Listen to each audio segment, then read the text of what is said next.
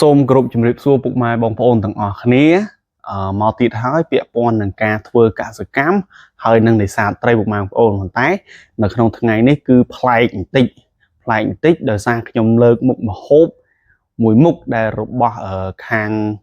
វៀតណាមគាត់ធ្វើជាមុខម្ហូបសម្រាប់គាត់បរិភោគនៅតាមស្រុកស្រែចម្ការហើយសម្រាប់មុខម្ហូបនេះដែរសម្រាប់ខ្ញុំគឺខ្ញុំយកសាច់វាមកដើម្បីយកមកចៀន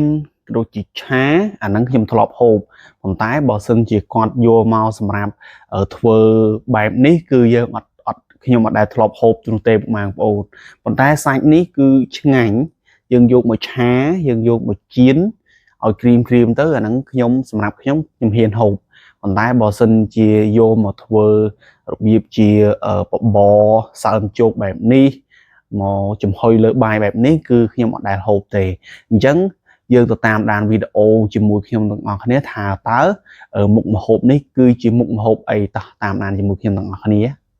អូខេហ្នឹងហើយអ្នកនរគ្នានេះមកមើលនេះអានេះ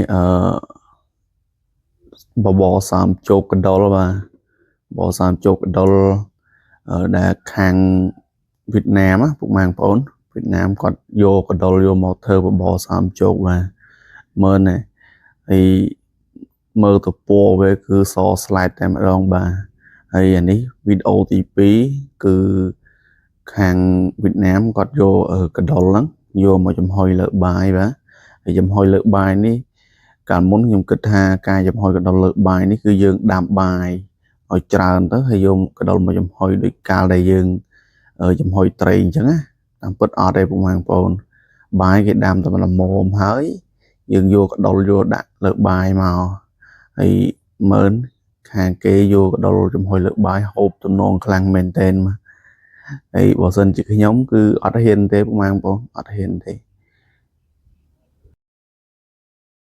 អូខេហ្នឹងហើយអ្នកទាំងអស់គ្នាបន្ទាប់ពីអ្នកទាំងអស់គ្នាបានមើលវីដេអូចំនួន2វីដេអូនេះហើយថាតើអ្នកទាំងអស់គ្នាមានអារម្មណ៍បែបណាដែរអ្នកទាំងអស់គ្នាសម្រាប់ខ្ញុំវិញពេលដែលឃើញវីដេអូបែបនេះហើយគឺ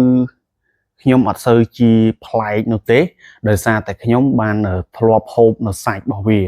អញ្ចឹងសម្រាប់ខ្ញុំអ្នកស្រុកស្រែចម្ការអ្នកស្រុកស្រែដែលធ្វើស្រែប្រាំងស្រែអីហ្នឹងពេលដែលយើងទៅស្រែទៅអីរោបានក៏ដូចជាឆក់នៅតាមភ្លឺស្រែដែលវាទៅបំផ្លាញស្រូវរបស់យើងនឹងបានគឺយើងធ្វើការលាត់លាងឲ្យស្អាតអញ្ចឹងទៅយកមកចៀនយកមកប្រឡាក់ចៀនសាបក៏ឆ្ងាញ់ដែរយកមកប្រឡាក់ចៀនចិញ្ច្រាំវាឲ្យម៉ត់ដើម្បីឲ្យឆាគ្រឿងអីចឹងទៅខ្ញុំធ្លាប់ហូបប៉ុន្តែបើសិនជាយើងយកមកធ្វើបបរសើមជោគបែបនេះយើងឃើញទៅវារៀងល្អដែរអ្នកទាំងអស់គ្នាប៉ុន្តែសម្រាប់អ្នកទាំងអស់គ្នាដែលអត់ដែលហូបនៅសាច់របស់វានេះពេលដែលឃើញគេធ្វើបែបនេះគឺល្អើមខ្លាំងមែនទែនសម្រាប់អ្នកដែលគាត់នៅទីក្រុងគឺគាត់អត់ដែលហូបគឺឃើញនឹងល្អើមខ្លាំងប៉ុន្តែសម្រាប់ខ្ញុំវិញគឺអត់សូវជាល្អើមណាស់ណាទេហើយសម្រាប់អានេះវីដេអូនេះគឺជាបោះខាងវៀតណាមដែលគាត់ធ្វើមុខម្ហូបប្រភេទបែបហ្នឹងបើសិនជានៅខ្មែររបស់យើងមាន